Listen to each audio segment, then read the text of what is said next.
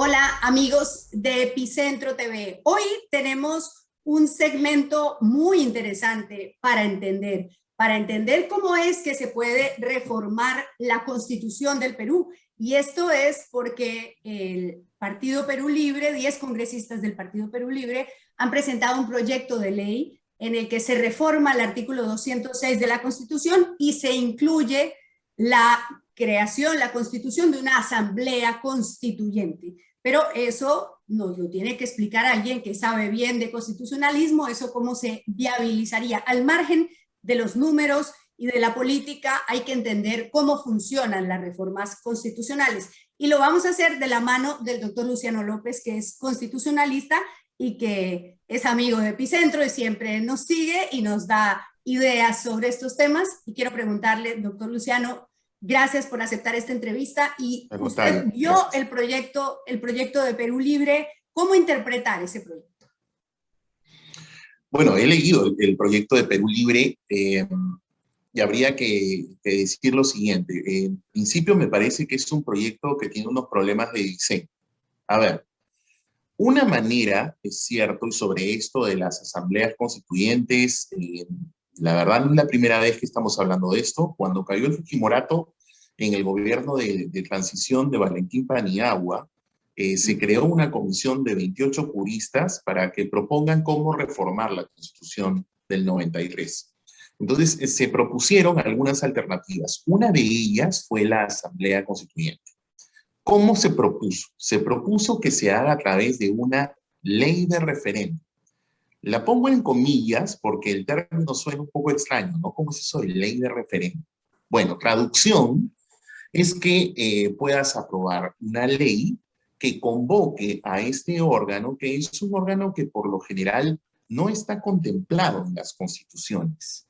En la historia constitucional del Perú hemos tenido una sola constitución que previó una figura como esta para poder reformarla, que es la Constitución de 1828, la única vez, ¿ok? En la región, por ejemplo, cito el caso del Uruguay. El Uruguay sí tiene en su constitución la posibilidad de llamar a una convención nacional constituyente, así está en la constitución uruguaya, para poder reformar totalmente una constitución o incluso de manera parcial. Pero bueno, pero yendo al caso. Entonces, este proyecto de ley lo que plantea es modificar el artículo 206, que es un texto que está pensado para reformas parciales, no totales. Pero en este proyecto le incluyen la palabra parcial, que no está en la Constitución hoy.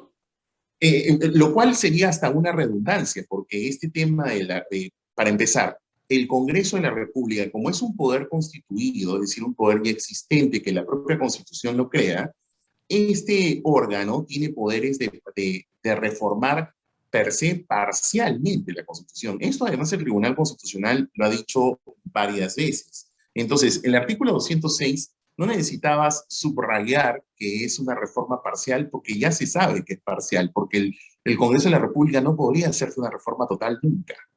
Eso es imposible. El único que podría hacer una reforma total, y aquí es lo curioso que tiene la Constitución del 93, esto por si acaso además el tribunal ya lo dijo en el año 2003, no sé cuánto tiempo. El tribunal lo que dijo es, la Constitución tiene una cuestión particular, porque en el artículo 32.1 dice que puede ser reformada, ojo, total o parcialmente a través de un referéndum. Entonces lo que el tribunal entendió y ha dicho, miren qué curioso, porque la Constitución del 93, pese a su origen bastante cuestionado, tiene una cláusula de salida si quisieras hacer una reforma total a través de un referéndum. Entonces la pregunta es, ¿cómo llegas al referéndum? Por eso es que esa comisión del año 2001 pensó en esta figura de una ley de referéndum. Esa es la lógica. Es decir, una ley que apruebe el Parlamento en la que luego pueda ser consultada la población de si se quería o no llamar a una constituyente. Pero los autores de este proyecto de Perú Libre, lo que veo del texto, es que han tomado el artículo 206, han subrayado de que es una reforma parcial, lo cual, como ya dije, era necesario, en mi opinión, Y han incluido un último párrafo que dice textualmente: la iniciativa de reforma total constitucional corresponde a la Asamblea Constituyente. Y ahí hay un error, Clara Elvira, porque cuando se habla del término la iniciativa de reforma, traducción al español simple y sencillo, es la posibilidad de presentar un proyecto. ¿Cómo va a presentar un proyecto de reforma total de la Constitución una Asamblea Constituyente si es un órgano que no existe? Que no existe. No se está creando en esa reforma, ese artículo, esas líneas no implican la creación, ¿cómo lo digo? No está implícito que entonces se crearía una constituyente, no. Lo que pasa es que a renglón seguido dice: la iniciativa de reforma total constitucional corresponde a la Asamblea Constituyente, la misma que es convocada por referéndum. Ya, mejor ordenemos las cosas. La Asamblea Constituyente podrá ser convocada por referéndum. Ok, perfecto. Pero la iniciativa de reforma son proyectos que se presentarían ante la propia Asamblea, porque iniciativa es igual a proyecto. Lo que apruebe la Asamblea Constituyente ya depende de cómo se diseñe. Hay modelos, por ejemplo, nos pasó en la Constitución del 79, que fue por una Asamblea Constituyente 7879, que una vez aprobada por la Asamblea no tenía que ser consultada a la población vía referéndum. La Constitución del 79 no fue consultada vía referéndum, por ejemplo, en el caso peruano. Sin embargo, cuando se diseñó el CCD de 1993, el que hizo esta Constitución que está vigente, el producto de la Constitución que ahora nos rige fue a su vez consultado en referéndum. En un referéndum incluso cuyos resultados son muy dudosos, pero bueno, y eso es otra historia. Lo cierto es de que puede ser el producto de lo que arroje la Asamblea Constituyente, puede ser susceptible de consulta o no en referéndum. Este texto propone que sea también ratificado por referéndum. Pero entonces es decir, lo que apruebe... tendríamos dos referéndums. Uno para convocar la constituyente y otro para ratificar el producto de la constituyente. Correcto, y hay algo que está en el medio, que creo que es importante que la población lo pueda también comprender. A ver, un referéndum es para que aprobemos si se llama o no a una asamblea constituyente, que es un poco lo que pasó en Chile, ¿no? Ajá. Entonces, por ejemplo, supongamos que la gente vota sí, hay que llamar a una asamblea constituyente. Ya, perfecto. Luego hay que elegir a sus miembros. Ajá. Hay un segundo momento, ¿no es cierto? ¿Y tendría que haber una ley que establezca cómo se hace esa elección? Exactamente. Ajá. Es más, si miramos, por ejemplo, sus disposiciones transitorias, dice: aprobada la reforma constitucional, el presidente de la República convoca referéndum para consultar a la población la convocatoria de la Asamblea Constituyente. Más allá de los problemas de redacción, lo cierto es que este proyecto además no te dice, ok, ¿y cuántos son los miembros de la Asamblea? ¿Y cómo se le convoca? ¿Y cuál es el procedimiento de elección? ¿Cuánto tiempo va a durar? ¿Dónde va a funcionar? ¿No? Es decir, todos esos elementos quedan totalmente sueltos. ¿Quién los aprueba? Bueno, por lógica podría ser el Congreso, ¿no? Pero si van a hacer las cosas, tendrían que tomar en cuenta esos escenarios, porque un proceso constituyente es un proceso que toma esta secuencia. Vuelvo a repetir, supongamos que convocas un referéndum para que la gente diga si llamas o no a una asamblea. Ok, dijeron sí, ya, perfecto. Ahora hay que elegir a los asambleístas. ¿Ya? ¿Cuáles son las reglas de eso? Ok, apruebas eso, nombraste a los asambleístas. Luego ellos instalan, desarrollan un trabajo, culmina, puede ser con convocatoria de referéndum ratificatorio o no. Como repito, a nosotros nos pasó en el 79 que fue sin ratificatoria en referéndum, pero en el 93 sí fue con ratificatoria en referéndum. Entonces, todos esos pasos se tienen que prever. Este proyecto, como les estoy comentando, no prevé ninguna de esas situaciones y entonces revela una serie de vacíos que bueno, que yo entiendo que como lo han ingresado al circuito legislativo, son cosas que si hay voluntad política del resto de las bancadas de que un proyecto como este pueda caminar, pues van a tener que ajustar muchísimas tuercas e incorporarle este tipo de elementos, ¿no? Claro. ¿Cuántos son los miembros? ¿Cuáles son las reglas de convocatoria? ¿Cuánto tiempo va a durar? Etcétera, etcétera, ¿no? Ahora, dando un paso atrás, para que este proyecto sea aprobado con los ajustes que haya que hacer, también se necesitan las reglas que están hoy vigentes, ¿no? Es decir, necesitamos que haya 2 legislaturas para que aprueben esta reforma del artículo 206 o no. Es una posibilidad y es importante esa precisión que comentas en la pregunta, porque el artículo 206 de la Constitución actual tiene en realidad 2 reglas. Una regla que a mí me parece que es general, que la comento muy rápido. Dice casi textualmente que las reformas constitucionales se aprueban con el Congreso con mayoría absoluta del número legal de sus miembros, estamos hablando de 67, ¿no? Y ratificada mediante referéndum. O sea que tranquilamente tú en una legislatura ordinaria podrías aprobar una reforma constitucional con 67 votos y convocas a referéndum. Primera posibilidad. Y la segunda posibilidad, que es en realidad una regla excepcional, pero que aquí en el Perú prácticamente se ha hecho común, que es que puede omitirse el referéndum, ese ratificatorio, si es que en 2 legislaturas ordinarias sucesivas obtienes más de 87 votos. Entonces, son las 2 posibilidades. Yo entiendo que no hay, parece que no suman los votos para hacer reformas constitucionales con la composición del Parlamento actual, pero no podría descartarse la primera posibilidad que te estoy mencionando. Es decir, la primera posibilidad es 67 votos 67 y que el presidente votos. Convoque un referéndum y nos vamos Correcto. al referéndum, votamos y decidimos si queremos que haya una reforma ahora, de, hay un detalle, de la 206. Ahora, si me permites, ahí hay un detalle procedimental muy importante. Para que el presidente de la República pueda convocar al referéndum, en la primera hipótesis o en la primera regla, el presidente del Congreso tendría que mandarle la autógrafa. Porque si el presidente del Congreso no le manda la autógrafa, el asunto sigue en el terreno parlamentario. Prueba de lo que estoy diciendo es lo que pasó en el año 2018. ¿Recuerdan las reformas que fuimos a votar en referéndum? Las 4 reformas de Vizcarra. Ya, recuerden, fue 4 proyectos del Ejecutivo. Estaba el Premier, no era del Solar, el Premier era el que fue presidente regional de Huánuco, que se me fue el nombre. ¿César Villanueva? César Villanueva. César Villanueva era el Premier, entonces presentan sus 4 proyectos, ¿no? Recuérdense que uno era lo del CNM, el otro era el retorno a la bicameralidad, la famosa prohibición de la reelección, ¿no? El tema del financiamiento de los partidos.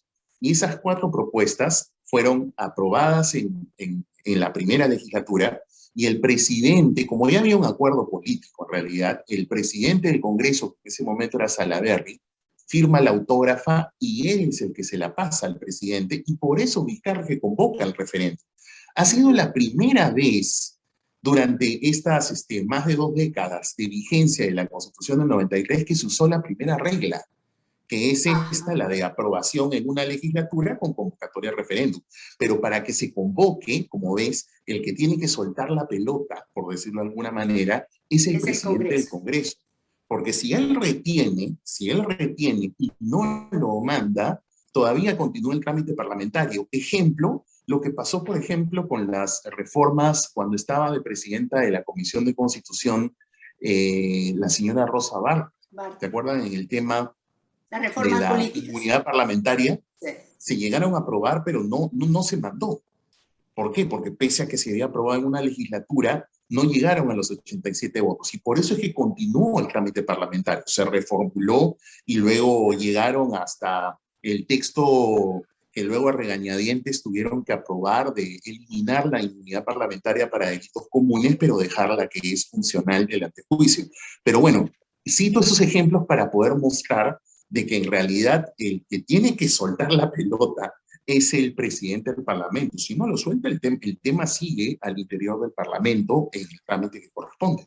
Ahora, hay otra alternativa que camina por el lado y es que hay como unas iniciativas de otro tipo para convocar referéndum, ¿no?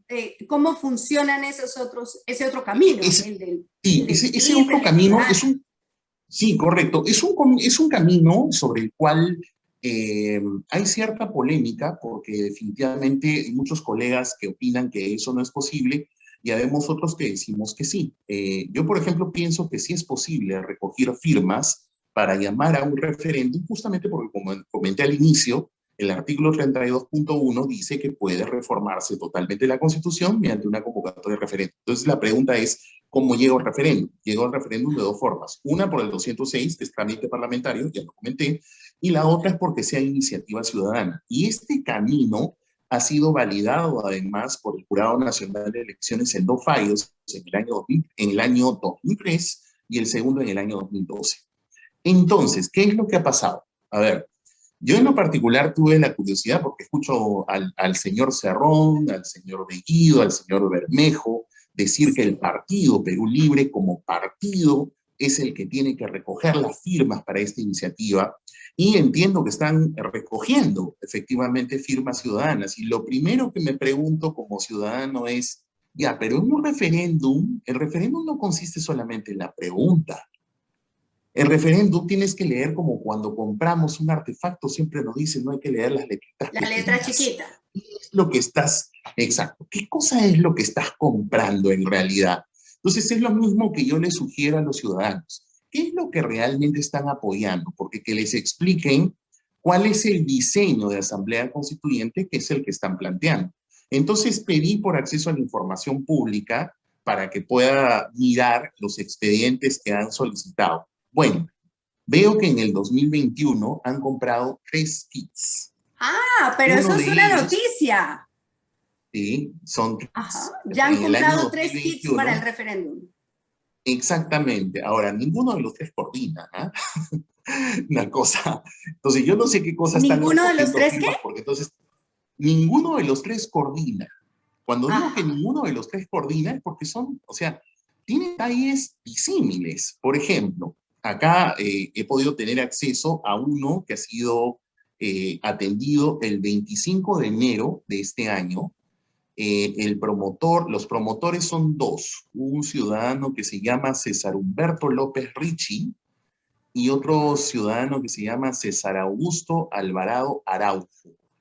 Estos señores, que son los promotores de este kit, son los que han pedido comprar y que la OMPE les ha autorizado, su derecho, están recogiendo firmas con un texto que se llama Ley de Convocatoria de Elecciones de Asamblea Constituyente Ciudadana. Es decir, no están optando por reformar algún artículo de la Constitución, sino están optando por lo que, por ejemplo, es lo que sugirió la Comisión de Estudio de Bases en el año 2001. Pero piden, aquí por ejemplo, están planteando la idea de una asamblea constituyente ciudadana compuesta por 200 delegados constituyentes, es decir, una cámara de 200 personas que representen a todas las regiones y culturas del país. Dice que son constituyentes que no tienen inmunidad parlamentaria ni privilegio.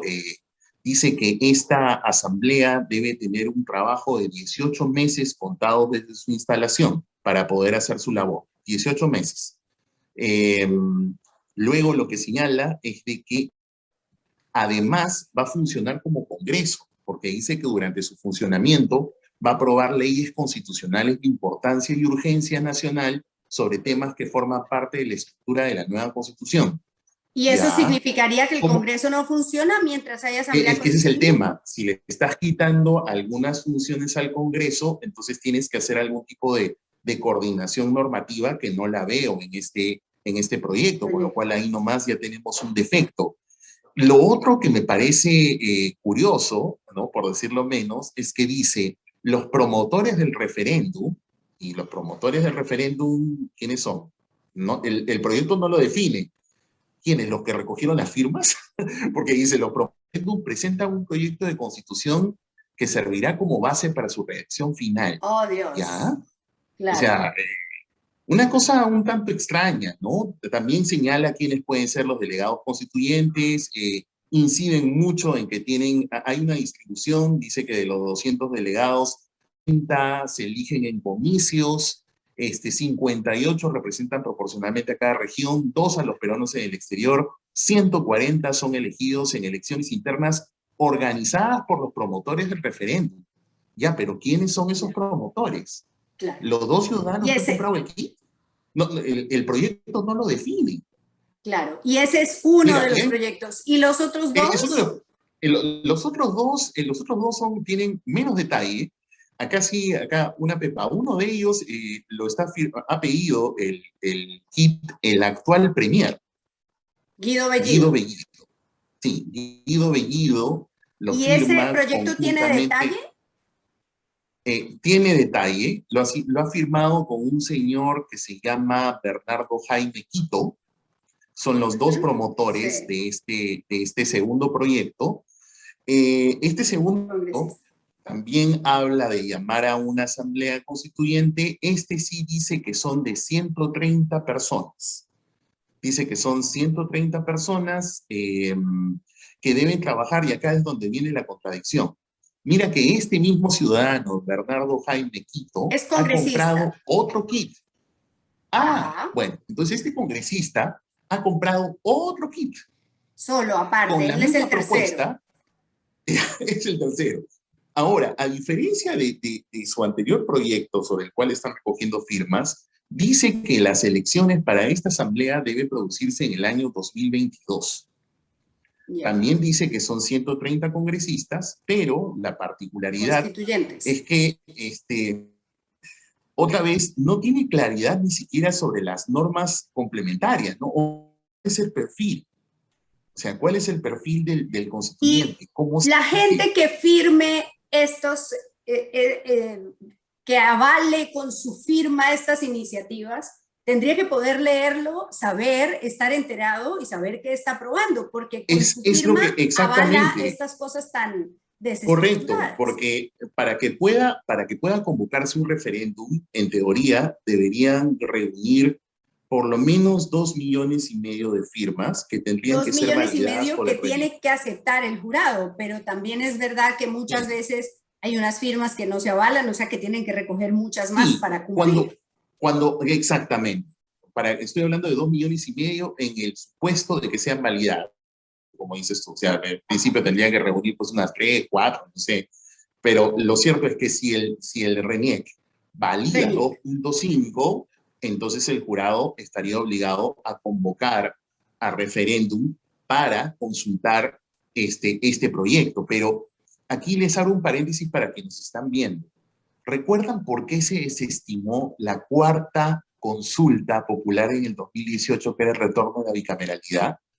Porque no era solamente la pregunta de si estás de acuerdo en regresar a la bicameralidad, sino porque recuerdan que en el tenor del proyecto se Le estaba metieron modificando arteramente la cuestión de confianza. la cuestión de Esto creo que confianza.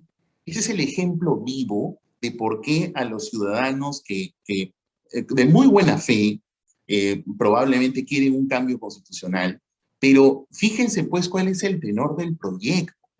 Y Ujú. y la transparencia debe venir de los mismos promotores. ¿Cuánto han divulgado el contenido de sus Claro, proyectos? claro. O sea, creo que felizmente que existe el acceso a la información pública, porque he podido acceder a esto. O como por ejemplo el proyecto del sector conservador que creo que es liderado por los señores Gersi, etcétera, que también creo que varios de la prensa tuvieron que acudir al acceso a la información pública para poder mirar el proyecto y saber qué cosa es lo que están proponiendo. Sí. Porque, señores, no se reduce a la pregunta, eso no es cierto. Por eso es que les hago recordar. Recuerden la cuarta consulta que se denegó porque se supo que en el tenor había hilo de Troya. Entonces siempre se tiene que no solamente estás avalando la pregunta. Bueno, pues hemos tenido una clase extra rápida, intensa de Qué derecho bueno. constitucional.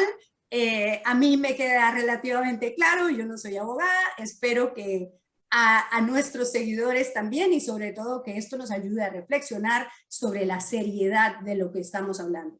Muchas gracias, doctor Eso, ¿no? Luciano Toda la López. seriedad. Ok, un gusto, un gran abrazo.